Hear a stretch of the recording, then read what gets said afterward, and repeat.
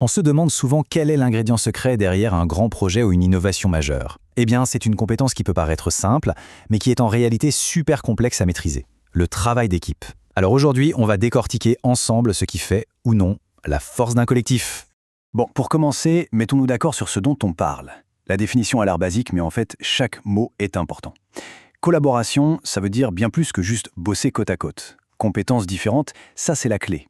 La diversité est une vraie force. Et puis, mission commune, c'est un peu le phare qui guide tout le monde dans la même direction.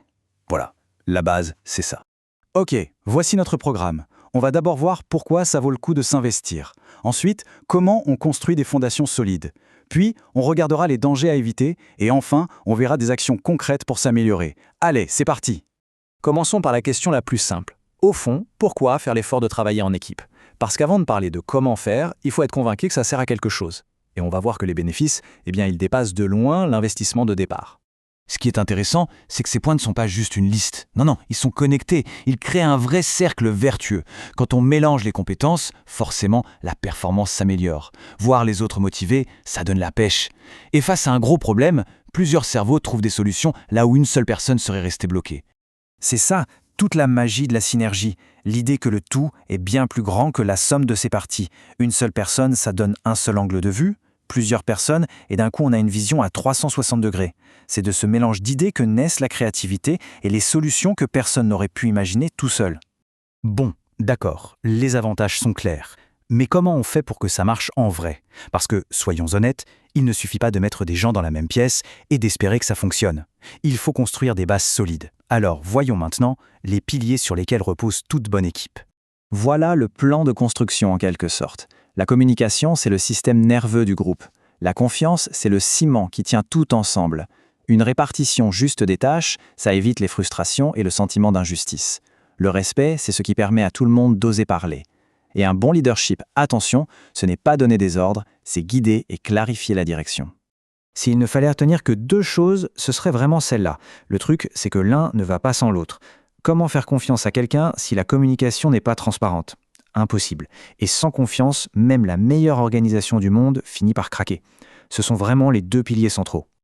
Ah, c'est la question qui fâche. Parce que dans la vraie vie, ces belles fondations sont mises à l'épreuve tous les jours. Et quand ça commence à se fissurer, les problèmes ne tardent jamais à pointer le bout de leur nez. Parlons maintenant du côté un peu plus sombre, parce que fermer les yeux sur les dangers, c'est la meilleure façon de se faire avoir. La première étape pour les combattre, c'est déjà de savoir les reconnaître.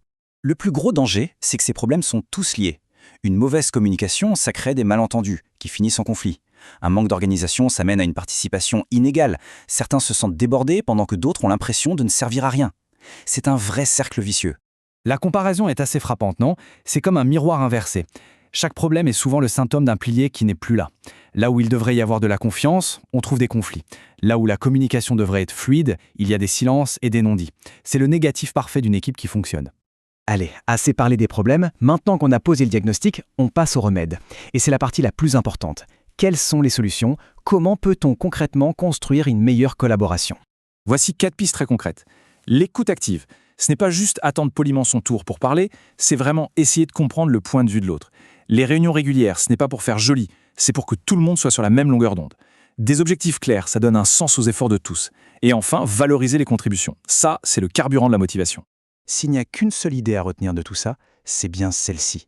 Qu'il s'agisse d'une idée qui change la donne, d'une question qui débloque une situation ou d'une tâche de l'ombre bien faite, chaque apport fait avancer le projet. Quand on reconnaît cette valeur, on crée un climat où chacun se sent important et a envie de donner le meilleur. Et on termine là-dessus, pour passer de la réflexion à l'action. L'idée, ce n'est pas de tout changer du jour au lendemain, mais de choisir une petite chose, une seule. Peut-être organiser un point de 15 minutes chaque matin? Ou alors vraiment écouter une opinion différente de la sienne? Ou simplement penser à remercier un collègue? La construction d'une grande équipe, ça commence toujours par un premier pas.